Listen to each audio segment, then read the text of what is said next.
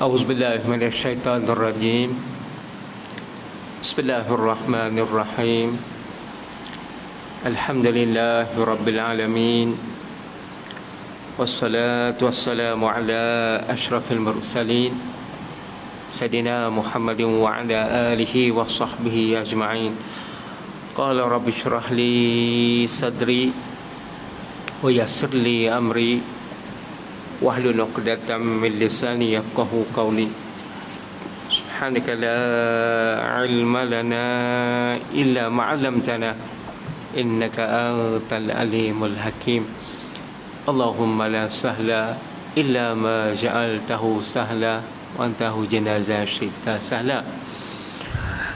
Assalamualaikum warahmatullahi taala wabarakatuh. Yang saya hormati Tuan Pengerusi, Tuan Imam, Tuan Bilal, Tuan-tuan AJK, pentadbiran masjid, dan seterusnya kepada tuan-tuan hadirat-hadirat yang dirahmati Allah sekalian. Alhamdulillah, syukur kita kepada Allah Subhanahu Wa Taala, di malam ini kita dapat sama-sama kita bertemu dalam majlis ilmu, dan majlis ini adalah sangat penting, sangat besarnya kita berjumpa berbanding dengan kita berjumpa di pasar malam dan sebagainya. Nah, kerana majlis ilmu ni, Allahu Akbar, Allah menyaksi kita di hari akhirat besok. Jadi malam ni insya-Allah tuan-tuan, saya nak tanya kita berhenti di mana hari tu ya. Tuan-tuan ada ingat muka surat 12 muka surat 12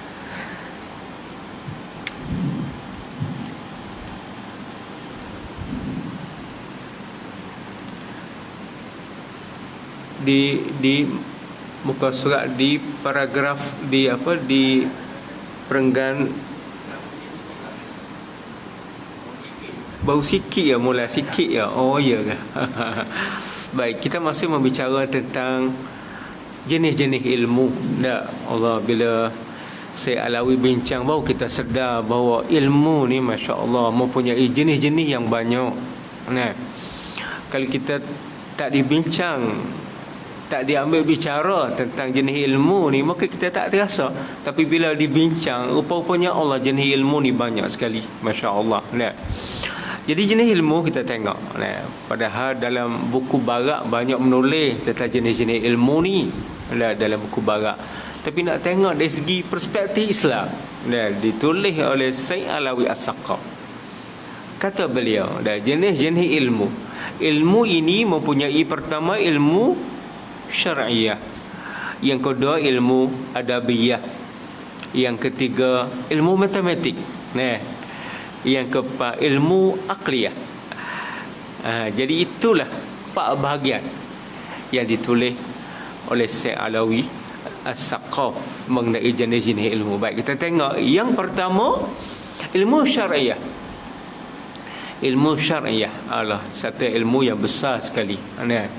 Kalau dalam universiti dijadikan satu fakulti besar, fakulti syariah, sebab dia besar syariah itu.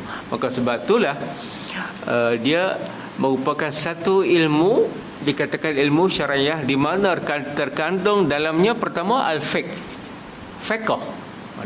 Ni fiqh ni dalam ilmu syariah, fiqh. Mana bila sebut fiqh ni besar. Sebab tu Imam Syafi'i, insya-Allah kita akan tengok jugalah, kata Imam Syafi'i, ilmu fiqh lil adyan, ilmu tib lil abdan. Ilmu fiqh untuk agama, dan ilmu kedoktoran untuk badan. Jadi beza ilmu agama untuk agama dengan untuk badan tak sama. Kalau untuk agama, kalau tak belajar tak sah.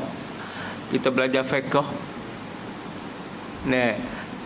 alhamdulillah, kita buat ibadat senang, kita rasa sedar ibadat kita kerana kita belajar fiqh. Tapi kalau tak belajar fiqh, Allah tak terima. Kita tak tahu syarat sembahyang apa, rukun sembahyang apa. Justru Allah tak terima ibadat kita. Ini berat. Kalau Allah tak terima ibadat Salat Zuhur Tuhan tak terima, Asar tak terima. Nah, ini fiqh. Tapi kalau untuk ilmu kedoktoran, untuk doktor tak pergi hari ni tak apa lagi, hari ni tak pergi jumpa doktor tak apa, hari ni makan Panadol lah dulu. Nah, pergi besok jumpa doktor, tak pergi besok makan paracetamol lah dulu. Nah, lepas tu baru pergi jumpa doktor. Dia ada ruang lagi, dia boleh. Tapi kalau agama Allah, tuan-tuan, tak sah. Kita tak repeat lagi dah. Kita tak. Allahu Akbar. Itulah penting sekali. Nah, sebab tu pentingnya agama. Jadi tuan-tuan, malam ni insya-Allah kita akan tengok. Pertama, ilmu fiqh. Fiqh ini besar. Sebab tu fiqh ni kalau dulu kita guna dengan fiqh Islam ya dulu dah. Fiqh Islam, zakat, haji, puasa, fiqh Islami, dia panggil fiqh Islami. Tapi di zaman sekarang ni dia ada satu fiqh lain pula. Fiqh, dia panggil fiqh semasa. Dia panggil fiqhul mawazin. Jadi fiqh semasa ni perkara yang bersangkutan dengan perkara yang tak ada hukum. Tak, terpaksa ijtihad, terpaksa cari hukum. Tak, seperti mana jual litah. Orang dulu mana ada cara jual litah, tak? Sah tak sah ke macam mana litah, orang tak jual orang dulu. Akhir sekarang ni boleh ke tak jual litah? Lah, banyak orang ternak litah, banyak buat kolam litah, ternak litah. Tak, itu dia panggil fiqhul mawazin. Fiqh ni lah yang akan bicara bagaimana hukumnya. Jabatan Mufti akan panggil ahli-ahli masyarakat dan mencari hukum, akhirnya mengeluarkan fatwa. Ini dia panggil fiqhul mawazin. Fiqh isu semasa yang tak ada, dan mungkin akan timbul lagi yang akan datang ni bagaimana. Itu isu-isu bersangkutan dengan isu yang panggil isu semasa yang tak ada. Kalau dulu tak ada, dalam fiqh dulu tak ada. Tapi zaman sekarang ada cacing, ada orang jual cacing, ada. Itulah itu akhir-akhir ni. Baik tuan-tuan, itulah fiqh. Pentingnya fiqh kita bila kita belajar. Fiqh, maka ibadat kita buat ibadat kita rasa sedap. Ibadat kita, kita solat pun kita rasa sedap. Sebab apa? Kerana kita tahu rukun solatnya bagaimana, syarat solatnya bagaimana, menjadikan kita tenang dalam kita melakukan ibadat kepada Allah Subhanahu Wa Taala. Inilah ilmu syariah pertama, fiqh. Yang kedua, tafsir. Tafsir ni dia adalah mentafsirkan ayat-ayat Allah Subhanahu Wa Taala. Ayat-ayat Allah Subhanahu Wa Taala. Ayat-ayat Allah ni kadang-kadang kita tak faham sebab dia terlalu umum. Maka hadis yang akan menerangkan. Tafsir ni dia akan mentafsirkan Al-Quranul Karim. Namun begitu kadang-kadang tak faham juga. Kena guna hadis untuk memahami ayat Al-Quran. Sebab tu tak boleh kita nak kata kita tak perlu hadis. Seperti mana kita pernah dengar Qasim Ahmad Arwah. Qasim Ahmad dulu dia panggil gerakan anti hadis. Tak usah hadis. Nak ambil Quran saja. Kerana dia kata hadis ni adalah daripada Nabi. Nabi seperti kita, salah dan silap. Maka dia kata dia tak nak hadis, dia nak Al-Quran saja. Inilah tak boleh, sebab Al-Quran kita tak dapat faham kalau tak ada hadis untuk menerangkan. Maka hadis menerangkan seperti mana Allah sebut dalam Quran, wa aqimus salah, hendaklah kamu mendirikan sembahyang. Tapi Tuhan tak cerita bagaimana solat. Solat bagaimana Tuhan tak cerita. Nabi lah cerita, sallu kama raaitumuni usalli, mengsolatlah seperti mana kamu tengok aku solat. Sahabat tengok Nabi solat macam tu, macam tu, sahabat pun ikut Nabi. Ini kalau turut ayat Al-Quran, Allah tak cerita. Allah tak cerita kerana Quran datangnya umum, perintah wa aqimus salah, hendaklah kamu dirikan sembahyang, tapi tak cerita bagaimananya solat itu. Maka hadislah di sini. Ini penting tafsir. Dan tafsir ni masya-Allah pelbagai-bagai tafsir. Ada berbentuk tasawuf, tu dia panggil tafsir Al-Alusi. Ni tasawuf, cara tafsir dia pergi ke tasawuf. Tafsir Qurtubi, nah, tafsir Khazin, tafsir Azhar pun ada, tafsir Dr. Hamka Indonesia. Profesor Hamka pun dia ada tafsir dia, nama tafsir Al-Azhar, tafsir dia. Masya-Allah. Itulah tafsir.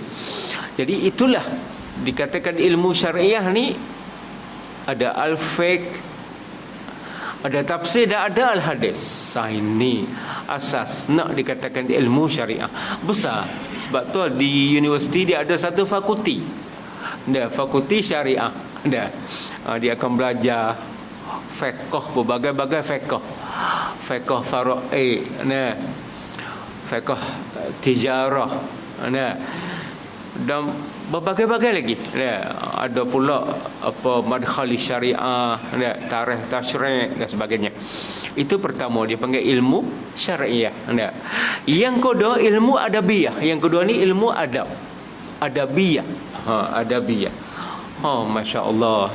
Bagus sangat. Syekh Ali As-Saqaf ni, Syekh Alawi As-Saqaf ni dia bahagikan ilmu. Tadi syariah ni pula adabiyah. Ilmu adabiyah ni panggil ilmu sastra. Ilmu sastra ni panggil ilmu adabiyah. Ilmu sastra.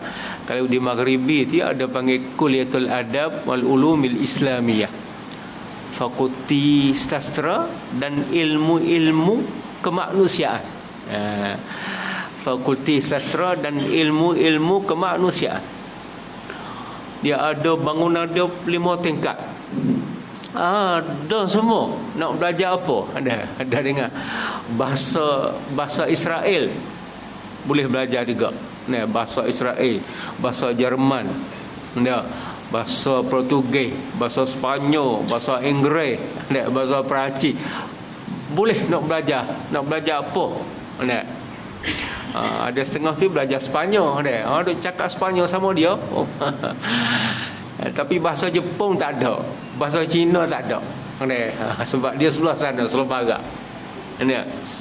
Dan di segi falsafah pula, falsafah, sejarah, geografi, pengajian Islam, tu juga boleh kita belajar. Dan juga dari segi apa lagi, dari segi pemikiran Islam, termasuk dalam falsafah juga tu. Mana banyak boleh nak mengaji. Tu dia panggil fakulti adab dan ilmu-ilmu kemanusiaan. Allah, masya-Allah, sungguh kita rak. Banyak ilmu boleh nak belajar. Di sini Syekh Alawi kata ilmu adabiyah ni iaitu 14. Ilmu adabiyah ni ada 14, iaitu ilmu bahasa. Ilmu bahasa. Ada Allah. Kita ni silap tuan-tuan. Kita tak belajar bahasa Cina, itu silap. Saya rasa silap benar. Kalau kita belajar bahasa Cina, kita beli tayar murah mungkin. Kita pergi kat kedai Cina, kita beli tayar kereta, cakap Cina murah. Ataupun kita nak beli screwdriver, cakap Cina murah. Seperti ilmu bahasa ni, ilmu alat ni penting. Kalau kita boleh bahasa Cina, masya-Allah sungguh. Kita nak pergi kedai-kedai yang Cina ni, kita bercakap Cina, Cina tak berani nak cakap depan kita dah. Nak cakap bahasa Cina, nak cakap cuaca, tak berani dia depan kita. Tapi silap kita kerana kita tak belajar bahasa Cina, tak tahu bahasa Cina. Itulah menjadikan kita bila pergi kedai Cina, Cina letak sak khabar Cina, tak boleh nak buat apa dah. Tikus tengok besi dah.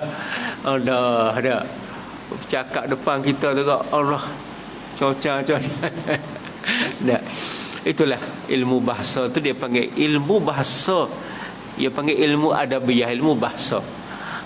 Kalau kita boleh bahasa Cina, sekali-sekala pergi umrah, langsung pergi ke Cina dah, tengok tamadun Cina, orang-orang Cina Islam sana di bagaimana. Tapi kita tak boleh, kita silap, kita tak belajar bahasa Cina. Itulah. Maka dia kata ilmu adabiyah ni pertama ilmu bahasa. Ilmu bahasa. Nah, sebab itulah orang belajar bahasa Arab. Nah, masya-Allah sedap bahasa Arab. Orang pergi belajar bahasa Arab, tak kiralah belajar di mana-mana di negara Arab, dia akan boleh bahasa Arab. Sedap bahasa Arab dia. Nah, seperti mana di zaman Menteri Pendidikan dulu, dia hantar pelajar kita pergi ke Maghribi. Nah, pergi belajar bahasa Arab di Maghribi. Itu zaman Datuk Anwar Ibrahim. Nah, dia hantar pelajar pergi belajar di Maghribi. Dan pelajar-pelajar ni selain daripada belajar bahasa Arab di Maghribi, dia akan buat kajian di Andalus, Spanyol. Dia tengok kejatuhan Islam bagaimana, dia suruh kaji. Itulah jadi bila pelajar kita pergi di sana, banyak sangkut. Nah, sebab belajar di Maghribi ni susah. Susah sikit. Banyak sangkut. Tapi tak apalah, kerana zaman tu Datuk Anwar jadi presiden UIA. Pelajar yang tak lulus di sana tu dia bawa sambung di UIA. Nah, sebab tu pelajar tu boleh grade jugalah di UIA. Jadi kita tengok pelajar-pelajar tu belajar bahasa Arab tu, dia akan belajar ilmu istiqaq, ilmu tasrih, ilmu istiqaq ni ilmu sorah. Dia akan belajar sorah. Itu bahasa Arab. Bahasa Arab ni memang payah. Sebab tu orang Arab sendiri, orang Sepanyol kalau di Maghribi tu, kalau musim cuti, musim panas, orang Sepanyol, orang Perancis dia akan datang ke Maghribi belajar bahasa Arab. Dan dia kata bahasa Arab ni agak payah, susah sikit bahasa Arab berbanding dengan bahasa lain. Berbanding dengan bahasa Inggeris, bahasa lain, dia kata payah sikit bahasa Arab ni. Sebab dia ada ilmu istiqaq, ilmu tasrif, sorah. Kita kena tasrif. Dia ada satu neraca dia. Satu neraca dia. Ada fa'ala yaf'ulu, fa'ala yaf'ilu, tu neraca dia. Jadi neraca dia ni akan ditimbang mengikut huruf-huruf. Katakanlah fa'ala yaf'ilu, daripada daraba yadribu. Dia ada timbang kelimah dia. Itu dia panggil sorah.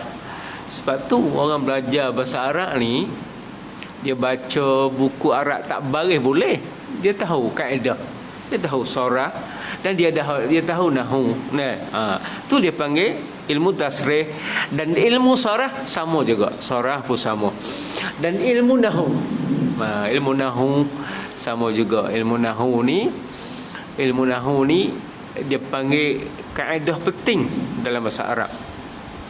Kalau siapa pandai nahu, ia baca baris hujung. Nahu ni hujung. Ilal madrasati ti. Dia tak jadi ilal madrasata, ilal madrasatu dah. Dia tahu kaedah. Bila masuk ila, kena baca al madrasati. Lepas tu di tengah-tengah tu sorah. Baris hujung ni nahu, di tengah-tengah madrasah. Situ sorah. Sebab tu orang belajar bahasa Arab ni, dia tahu nahu, dia tahu sorah. Dan ilmu ma'ani ialah ilmu balaghah. Ilmu ma'ani, ilmu balaghah. Sebab tu bila orang belajar bahasa Arab, dia tahu ilmu balaghah. Masya-Allah, ada balaghah. Sini-sini, balaghah ni ilmu sini-sini. Ada ilmu bayan. Ni sama juga balaghah. Ilmu bayan, ilmu ma'ani, dan satu lagi al-badi', ilmu badi'. Badi' ni masya-Allah juga. Ini orang yang belajar bahasa Arab ni, dia akan belajar semua ni, balaghah semua ni. Ilmu arud ni dia panggil ilmu jenis-jenis syair, ilmu yang jenis-jenis puisi lah. Kalau kita dalam bahasa Malaysia ni, puisi itu penting, termasuk dalam ilmu adabiyah semua ni. Ilmu qawafi, ilmu adab Arabi, itu sama jugalah, lebih kurang dia akan belajar tentang tentang adab,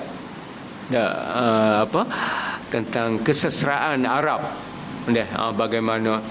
Dan pula ilmu puisi, itu juga penting. Ilmu syair, syair. Dan ilmu cipta penulisan. Nak menulis bahasa Arab ni, dia ada satu ilmu nak cipta penulisan. Nak menulis ni pun penting. Dia panggil insya. Insya kita nak menulis ni. nak menulis hantar ke jabatan, sesuatu jabatan tu, dia kena ada format nak penulisan. Sebab tu orang belajar bahasa Arab ni dia tulis senang, ringan dia tulis. Di situ dalam kita nak menulis ilmu penulisan ni kena ada belaka. Balarah kena ada, bahasa Arab kena ada.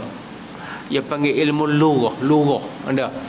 Kalau kita agak vocabulary ataupun dia panggil kalimah. Sebab tu kita belajar di Arab ni untung tak seperti kita belajar di rumah kita. Kita belajar di universiti kita bahasa Arab dalam kelas aja, di luar suasana Melayu. Tapi kalau belajar di Arab, semua Arab. Kita duduk asrama dengan Arab, bergaduh dengan Arab. Nak beli bagi kedai pun Arab. Tu kita boleh belajar. Kadang-kadang bahasa tu kita boleh belajar di signboard. Kadang-kadang tong sampah pun kita boleh belajar bahasa. Tu untung. Tapi kalau kita belajar kat rumah kita ni tak lah, sekadar dalam kelas je lah. Kelimah-kelimah di luar Melayu dah tu.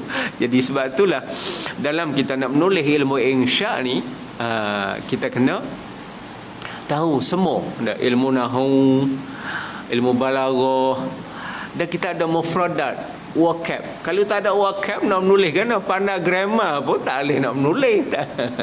Sebab tu kena nahwu, sarah pandai. Tapi Masya Allah, orang yang belajar bahasa Arab ni Allah lain tak sama dengan orang belajar syariah, tak sama dengan orang belajar pengajian Islam, tak sama. Sebab dia bidang dia bahasa Arab. Kalau di Maghribi dulu ada seorang pelajar Indonesia, pelajar kita tu baru duduk tahun 3, tak ada lagi yang grade. Yang grade yang lulus pertama tu orang Indonesia seorang. Sedap. Bila buat perhimpunan tentang Maulud Nabi ke apa, panggil dia lah buat ucapan. Dia bercakap Arab sedap, Masya Allah sungguh. Bidang dia, bidang bahasa Arab. Sebab dalam bahasa Arab ni ada dua pula. Ada adabiyah dengan lisaniyat. Lisaniyat ni linguistik. Linguistik. Sebab tu orang yang ambil linguistik ni memang bahasa sungguh. Bahasa.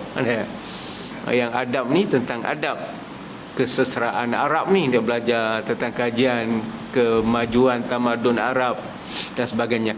Tapi kedua-dua tu pecahan daripada bahasa Arab juga. Dan juga tuan-tuan, dan juga di situ ada juga ilmu cipta penulisan, ilmu penulisan ataupun ilmu qiraat. Ni ilmu qiraat juga termasuk dalam ilmu adabiyah juga. Qiraat. Qiraat ni nak cari pakar payah, pakar qiraat dia. Orang nak mengajar tajwid ada.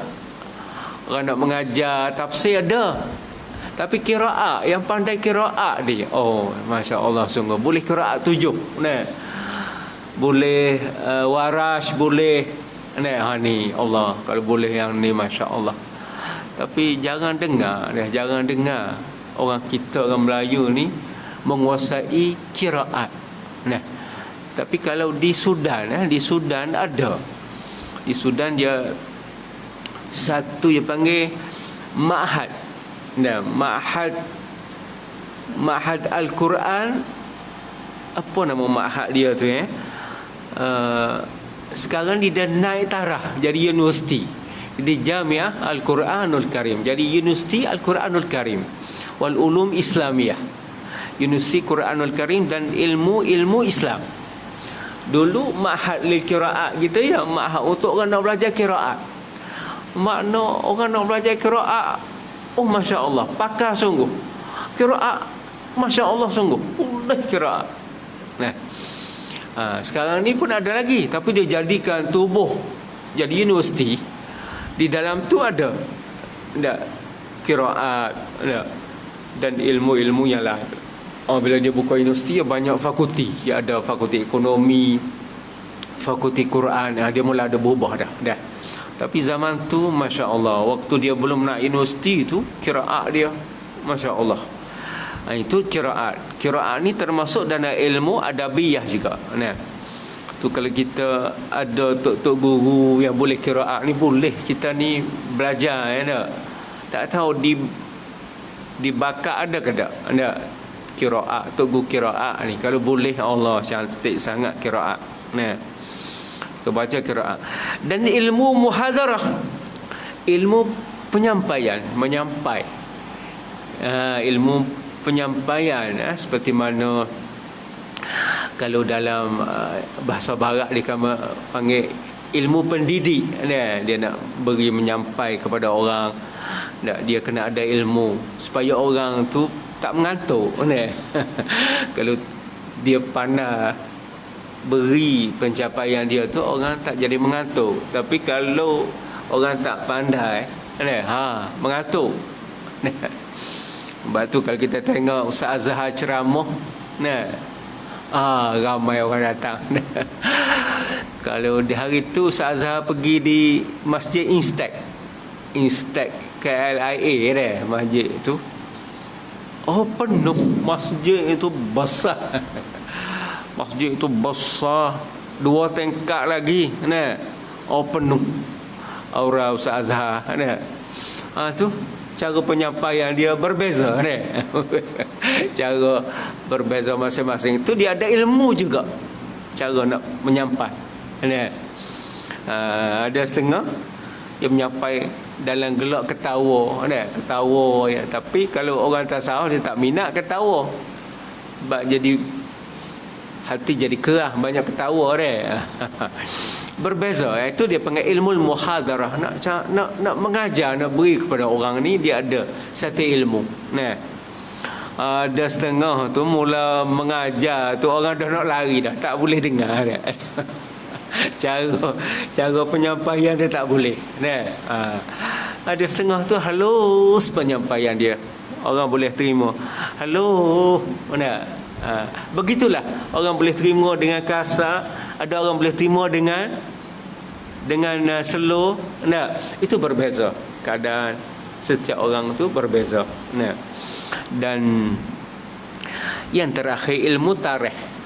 Dikira ilmu adabiyah juga tarikh ni. Tarikh ni penting, sejarah ni. Sebab tu saya cukup suka sangat kerajaan nak mementingkan tarikh. Pelajar SPM kena skor tarikh. Sebab tarikh lah boleh menentukan identiti kita. Tak ada sejarah ke? Tak ada lah kitanya. Sejarah lah yang kita boleh ingat. Kita baca sejarah Malaysia zaman komunis. Kita dah tengok Allah bagaimana. Itu sejarah penting. Maka sejarah ni termasuk dalam ilmu adabiyah juga. Dan seterusnya tuan-tuan, kita tengok pada ilmu matematik pula. Ni ilmu syariah, ilmu adabiyah dan ilmu matematik. Ilmu matematik jenisnya 10. Ilmu tasawuf masuk dalam ilmu matematik tasawuf. Sebab tasawuf ni dia ada perkiraan dia. Dia ada perkiraan dia dalam tasawuf ni. Untuk nak jadi seorang tu mencapai zikir dia tu kepada Allah Subhanahu Wa Taala. Perkiraan dia ada perkiraan dia. Itu tasawuf. Dan juga lepas pada tasawuf dia kata ilmu jurutera. Memang jurutera kena kira dengan kena kira. Payah-payah jurutera ni. Kita tengok ni jabatan kita ni. Di sana bukit buat jabatan, sini nak pergi ke Ipoh. Bagaimana dia kira? Bukit nak letak bukit di sini, jabatan kat sini. Pandai memang dia tak perlu buat jabatan semua lah, sebab ada bukit di sini. Mana tu kena pandai. Kalau potong bukit habis. Kalau orang tak pandai potong bukit buat jabatan habis. Sebab tu tak boleh. Sebab jurutera ni adalah memang Masya Allah, dia panggil ilmu matematik. Dan juga seterusnya ilmu berkaitan langit dan isi-isinya. Ini falak. Ilmu falak. Ilmu falak ni kalau Kak Yusah tak ada lagi pakar falak. Kalau pergi di Uniza ada pakar falak, Dr. Burhanuddin. Tu falak. Boleh tanya dia falak. Cara nak kira cara nak hisap, dia hisap. Nak hisap 2 minggu lagi akan berlaku gerhana matahari misalnya dah. Dia boleh kira, ni ilmu falak. Itu ilmu falak. Nah, memang masya-Allah, ni satu ilmu yang penting.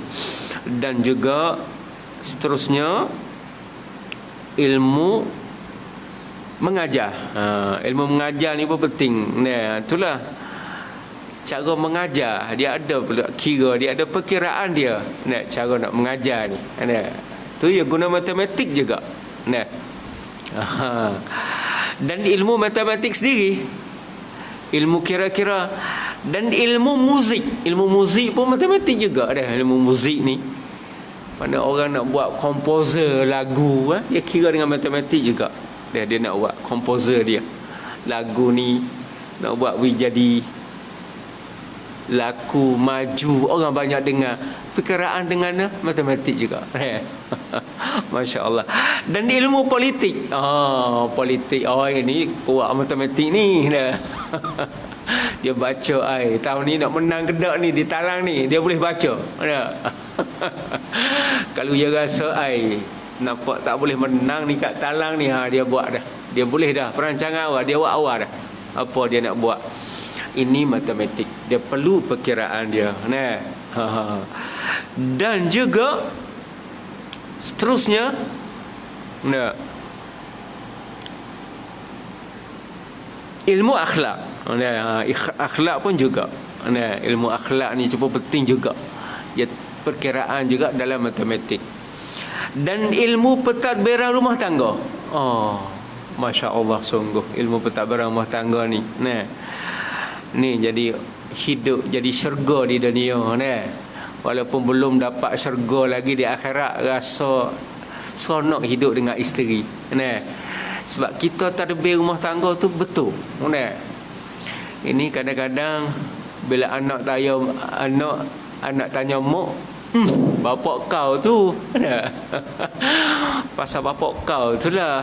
Nah, bila tanya ayah, mak hang tu lah. Nah, mak anak pening. Nah, anak pening, mana ayah kau mak?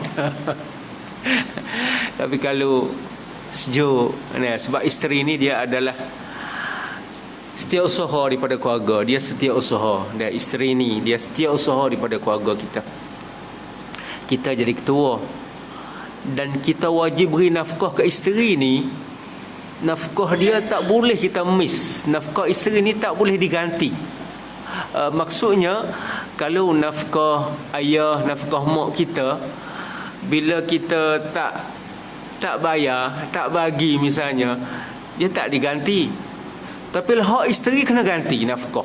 Ada hak isteri kena ganti nafkah dia, panggil akid. Mana nafkah isteri ni tak boleh kita nak.